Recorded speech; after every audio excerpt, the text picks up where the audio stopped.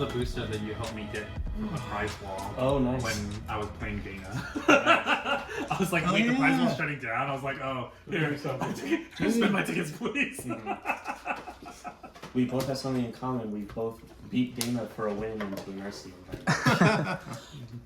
Congrats, Vincent. Thank you. Nice work. Yeah. Hope you feel good beating children. The decks look sweet. Children are 4. I'm also 31 today, so I'm very Woo! Happy birthday too! Oh my gosh. Alright, team grab. Time to kick his ass. All right. Good Alright. luck. Good luck, everyone. Hello and welcome to another LA Limited Bloombro team draft. After a quick happy birthday to Vincent and a congrats on his recent RCQ win, we're getting right into it. Pack one, pick one. We see Baker's Bane Duo. One of the best commons in the set, Splash Lasher. Very good uncommon. Valley Might Caller is the rare. Those are pretty much the only considerations. Warren Elder is solid as well, but less considerable than the duo, I think. Mentor's a strong card, but that and Splash Lasher, you know, I hesitate to get into red or blue in this format until I see the signal that they're very open, just because the rewards for doing so are less. I was not super excited about this Valley Might Caller. It was probably correct to take the duo over it, but it was hard, you know. The Might Caller obviously is like a horrible top deck in the late game, but it at least can have the possibility of coming down on turn one and just snowballing into free wins, essentially. So slightly higher upside rather than the high floor of the duo for the pack for the pack one pick one there. Still not something that I was super excited about either way. Pick two is clearly just a Thoughtstalker Warlock here. One of the best uncommons in the set. Really just one of the best cards in the set. Pick three. Bushy Bodyguard is just fine. Another duo is possibly a little bit of a signal here.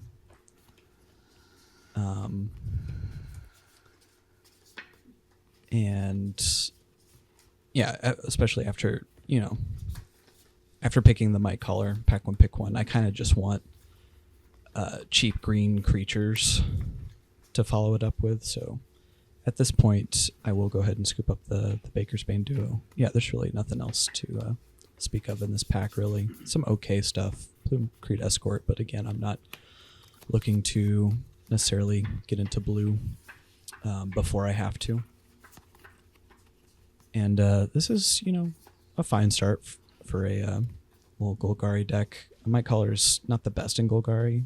Kind of wants to be rabbits, then you can run something like Hop to it to really get it going.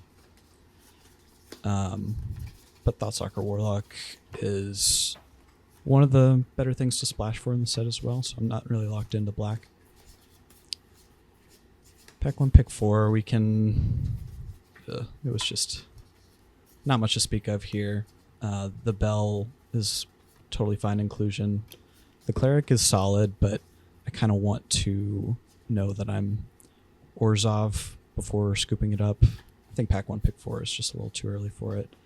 The Clifftop Lookout here is not something that I've been hugely impressed with, but considering just how weak this pack is, again, Otterball Antics might be one of the better cards here, but it's still not worth getting into blue early for.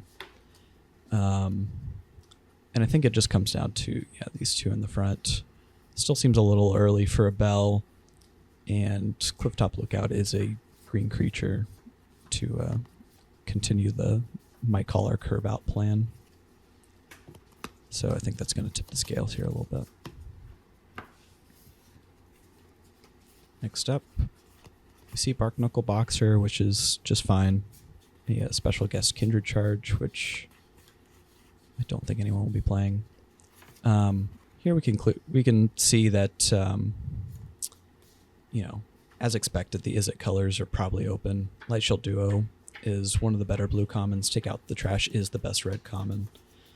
Bark Knuckle Boxer is just fine as a green 2-drop, but at this point, I pull out the Ravine Raider just because I have the Thoughtstalker Warlock, and so lizards are worth considering as well. I think it's too early to take one of those though. To me, the biggest signal in this pack though is take out the trash. If there's a pick 5, take out the trash, then I think I can reasonably expect red cards to keep coming to me. So I'm going to go ahead and plant my flag there. And sure enough, we can see Is It just wide open here in pick 6. Everyone has seen this pack at this point. And we have both the Alania's Pathmaker and Stormcatch Mentor, as well as the Pearl of Wisdom. And so I'm just going to, once again, I had taken a red card, followed up with just another straight red card here, just to keep my options a little more open. Having said that, I'm still not locked in here in this format, in team drafts especially. I kind of just want to take the more generically good cards in pack 1 and then carve out a lane and get paid off in the second half of excuse me, my voice is a little shaky today. And then get paid off in the second half of the draft, hopefully. And so the red cards here are not, things that I'm super excited to play. And the Repel Calamity Wheeling also feels a bit signally to me. As I think the only other decent white card in that pack was the Warren Elder. So I'm going to go ahead and take it there and just keep my options a little more open. And here the red cards are the Steam Path Charger and the Cindering Cutthroat, which are both, playable, but not exciting. And having just taken the white card, again, just trying to keep my options open, the Thistledown Players. The trigger is specifically made for Boros Mice deck, but it's also just a 3-mana 3/3 with some upside, which is totally fine. And of course, I've identified that red is fairly open, so I could easily be mice from this position. No Valiant triggers to work with at this point, though notably. Here we have the Sky Skipper duo, which is just fine. I'm pretty okay with running 1 if I'm blue, maybe more if I'm frogs specifically. But once again, I, red and blue, very clearly open. I forget, do I take a hidden grotto? No, I go with the Spark Shooter here. I think grotto is arguable there, but I just kind of want to take some playables before I worry about hidden grotto in general. And now clearly we see blue being quite open at the end of pack 1 here. And so it looks like I'm just going to be, and then, second to last pick, Stormcatch Mentor. It looks like I'm just going to be railroaded into playing Is It, essentially, and just abandoning my first 3 picks. And then a 13th pick Shore Up, which is basically guaranteed to make my deck if I am blue. So now it's time to pull up these red and blue cards and say goodbye to all of my first picks. Green was clearly just not available past pick 3 there. So this Baker's Bane duo is going to carry less weight than it normally would in pack 2. I do see Nocturnal Hunger, which I can go ahead and pull up. Osteomancer Adept is the rare, which we're just not going to be built for, unfortunately. It is a solid card, not busted or anything. So, relatively passable. Once again, just based on my gut feeling, it seemed like the 5th pick, Take Out the Trash, was the most signally pick from that pack. And Heartfire Hero is a very, very strong, aggressive red 1-drop. Again, I'm also thinking there's still a possibility that I could be mice from this point. Have the Thistledown players and the Repel Calamity and such. Raccoon Rallier, of course. There's lots of pretty pickable Izzet cards in this pack. Raccoon Rallier is certainly tempting after having just taken the 1-drop. But I think just in terms of raw power level and pick order, it's not something that I'm excited about second picking. And seeing how open red was, I think there's a decent chance it'll wheel. At this point, the most open color pair specifically seems to be Izzet. And so I'm trying to think what I would miss the most if I turn out to be Izzet, and some card advantage in the form of the Harnesser seems relatively likely to make the deck. And then pick 3, we see second Heartfire Hero here. Very, very strong to have multiple copies in the deck. You're more likely to guarantee one of them coming down in turn 1. So yeah, I'm kind of just hedging a bit here in the Jeskai area, but I'm very, I'm leaning towards red as the main base color, which is leading me to pick stuff like these Heartfire Heroes and the Harnesser, and then a Brazen Collector pick 4 once again. Fairly signally, so I'm just going to lock into red as my sort of base, and figure out the rest from there. And here is the sort of pivot pick, I think. Long River Lurker, pretty strong card. Not the best way to trigger Heartfire Heroes, but it does do it. Obviously you don't want to be blinking Heartfire Heroes with counters on them, but growing them and making them unblockable is still solid.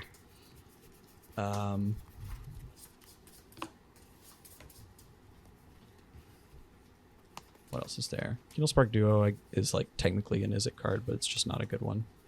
Glide Dive Duo might be bad, and Ruthless Negotiation are likely some of the best cards in this pack. Yeah, those two and Long River Lurker are the most considerable ones. And I just haven't taken a black card since that Thoughtstalker Warlock, so I'm just going to take Long River Lurker and just likely lock into blue as my second color at this point. Here we see another duo, Dazzling Denial, and it's at this point that I'm more comfortable just straight up taking blue cards. It's the Kindle Spark Duo here. Once again, it's if I know I'm Izzet, it's probably okay to play a copy of it here. It's still not something that I'm super excited about, but there's also just nothing else necessarily stronger for me or worth hate picking. And then this pack came back just with all of the Golgari cards in it. And of course Vincent to my right. Just ended up with the absolute nuts Golgari deck, but there's just, there's no way to hate pick here. So yeah, I think this is just my opportunity to take the Skyskipper Duo. Or do I take the Elder here?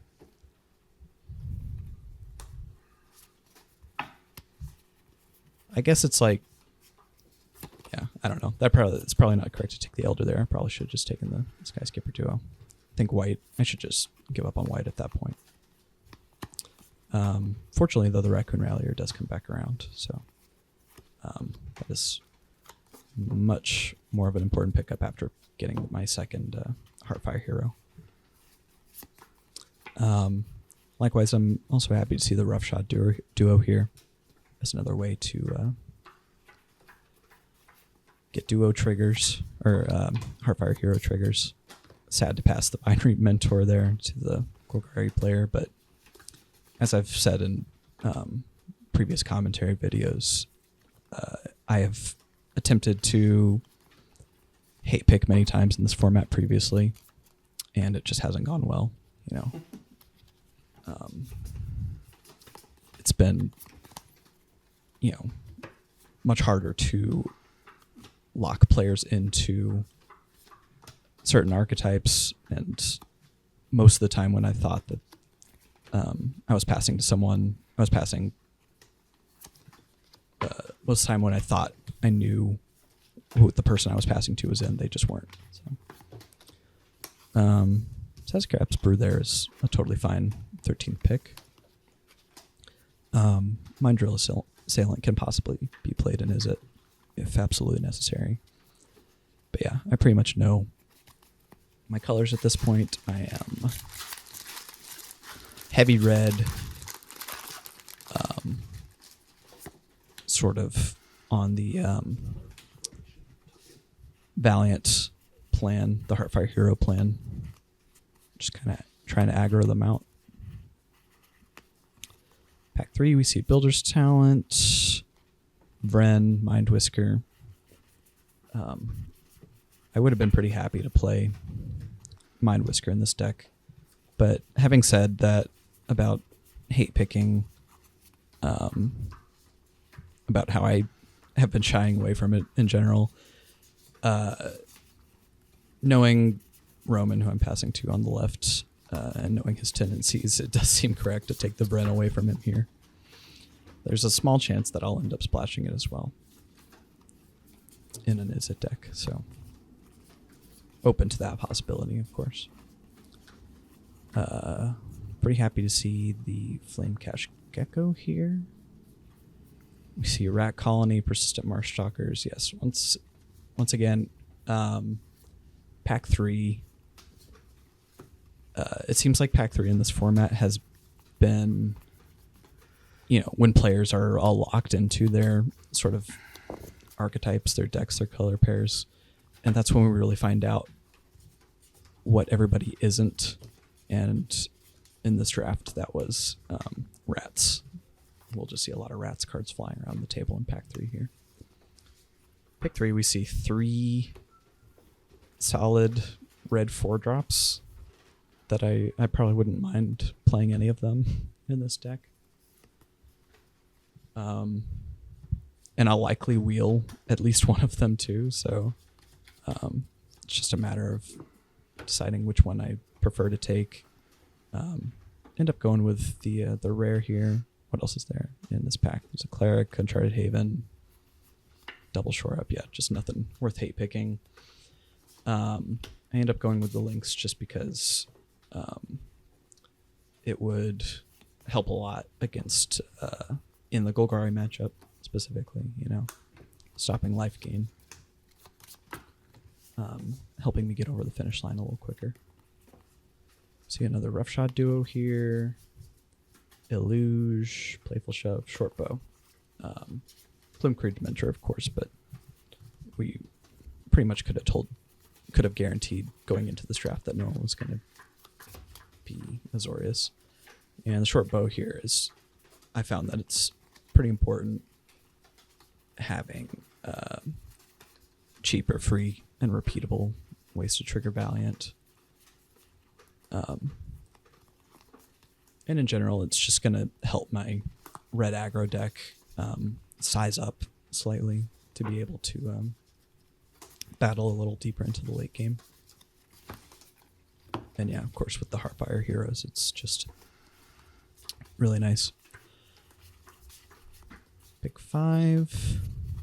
Nothing really to speak of here. Pull out the Steam Path Charger here. Now that I'm sort of more on the red beatdown plan rather than the strictly Is It spells plan, and having just taken an equipment, having the Steam Path Charger, which is, you know, 2 bodies in one, seems pretty strong. I'm not really interested in something like Calamitous Tide being double blue and expensive. Again, at the time I feel there's a decent chance of it coming back around. And then getting a little bit rewarded here with a 6-pick Take Out the Trash, of course. Really happy to lock up my second copy of that one.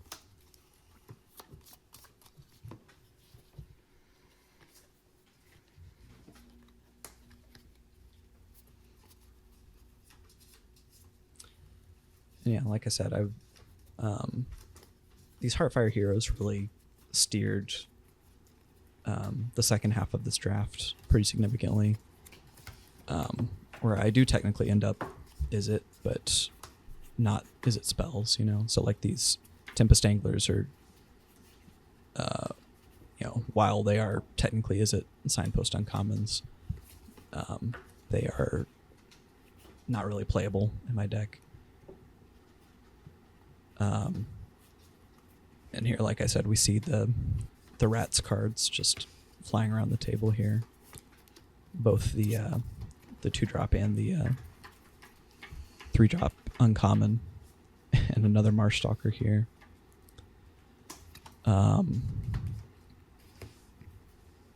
Very little for me. You know, I already have one Sazakep's Brew. Not really looking to run 2. Finch Formation, though, is also seems very good with Heartfire Heroes. Triggering the Valiant, giving them flying. It's a good way to push through some significant damage and put them on the back foot or in games if you can cast it for 6. Pick 9, this is sort of a payoff, you know. Frilled Spark Shooter, I've found, has been pretty solid for the red beatdown strategy specifically. We could see nobody's in Lizards, nobody's in Rats. Picking up a Pearl of Wisdom there is pretty nice. Pretty happy to play a copy of that in an Izzet deck. And then I get my Skyskipper Duo. Again, pretty okay with just running a copy of that. We get the Angler that I'm not going to play, and then a land. All right. Building time. Hope you all have the builder's talent. This is how it turned out. Again, red beats with a few blue cards to sort of round it out, not playing the Mentor there at the bottom right.